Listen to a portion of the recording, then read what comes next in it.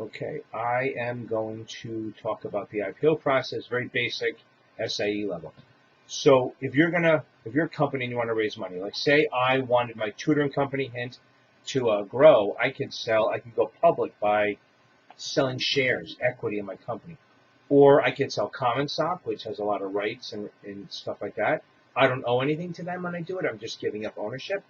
I can sell preferred stock, which is a fixed dividend that I'm going to probably have to pay every quarter.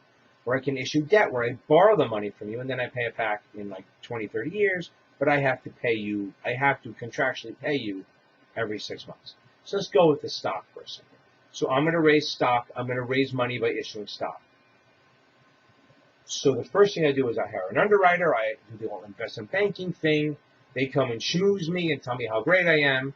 And then they tell me, okay, we can raise some money for you. So first I do the articles of incorporation and I create this thing called authorized stock. Authorized stock is strictly just a random number I pick out of the air to say I'm going to authorize 20 million shares. From that group of shares is where I issue. So I will pull some shares. I authorize 20 million. I issue 1 million shares. So I'm going to sell 1 million shares at $20 a share to the world. Hopefully they'll buy it. So that would give me $20 million. Now, there's a lot of things I have to do before I do that, before I just walk away with my moolah. So first thing we have to do is any security being sold in the U.S. has to be registered with the SEC. How do we do that? Whoa, so what we're going to do is file a registration statement.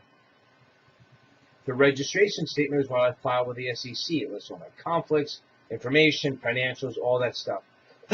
Once I file it with the SEC, that starts the 20-day review.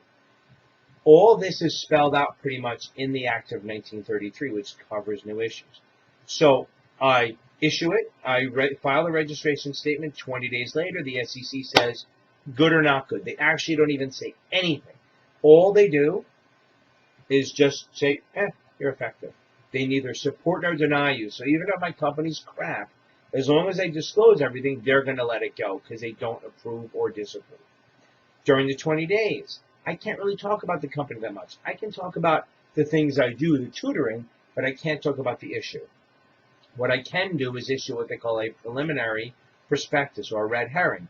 The prospectus is this big-ass book that has all the disclosures in it. The preliminary has all the same stuff except for a price and date are missing because they can't actually have a date or price on that because that would be assuming the SEC is going to pick you up.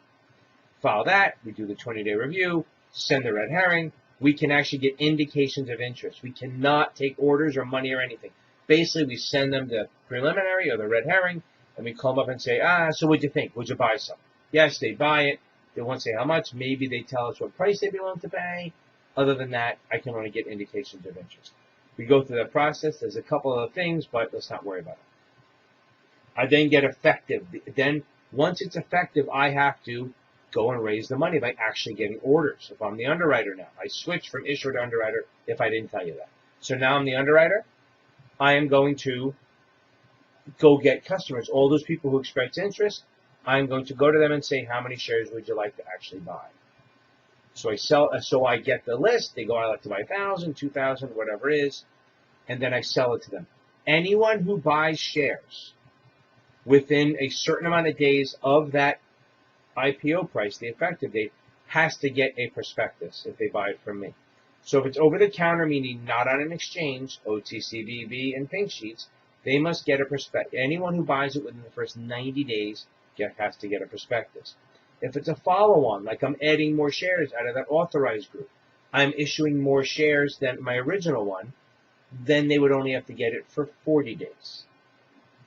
If it's on an exchange IPO, first time issuing, like Uber just came out, anyone who bought within the first 25 days of the effective date has to get a prospectus. That help? Good. Okay. Now, real quick, what's on the SIE? There are some exemptions to that whole process because that costs millions of dollars. So there's a thing called a Regulation D. Reg D is an exemption from the Act of 33. It says if you sell to rich guys or rich girls, if you sell them to only accredited investors. Accredited is the person either has $1 million net worth, 200-year salary, or combined with their loving husband or wife, 300 grand salary. for the past while, 2 years, and expected to keep it up. The Reg D sells to accredited investors. There are some exceptions where you can take up to 35 non-accredited, but they have to have a purchaser's rep, like a lawyer or an accountant helping them out. I know I'm running through this quickly, and I don't mean to be condescending or arrogant, but I need to get through this so I don't bore the heck out of you. We also have Reg A, which is a small issuer exemption. There's a couple additions to that, but Reg A is $5 million or less. If you can raise $5 million or less every 12 months, you can avoid the Act of 33 and just do this little mini 33. It's still filing with the SEC, but there's a lot less disclosure. They found a lot of people weren't doing it, so they created another one called Reg A Plus through the Dodd-Frank Act, where they upped it. A lot of people didn't want $5 million. Me, I would take the 5, but whatever. So maybe you can raise up to $20 million, that's tier 1, or raise up to $50 million, that's tier 2. That's where we are with the test. We can do a 147, where we issue everything in one state. 147 is one state. All the investors are from one state. Me issuing my shares, all in New York, not one investor outside the country, outside the state, we're good to go. That's 147. Reg S, if we issue outside the country, we're issuing to another country. Again, the SEC has no jurisdiction because all we're selling to all people in London or Australia or Germany or Korea, south, not north. All those countries, as long as it's issued outside there, we're okay. I want to backtrack a little bit to finish. Reg A, Reg D, private placements. If you buy, and Reg D, private placement, and Reg A, if you buy them from the issuer, you, the investor, have to hold them for 6 months fully paid.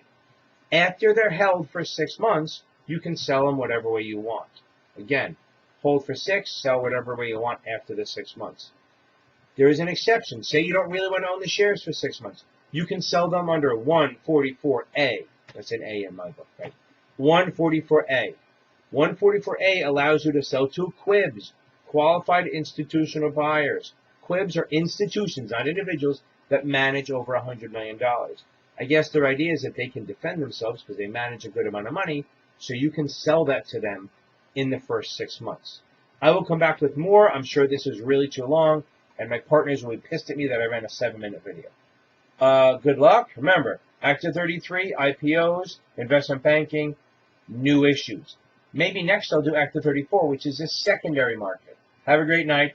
Go to capadvantagetutoring.com, like and subscribe, please.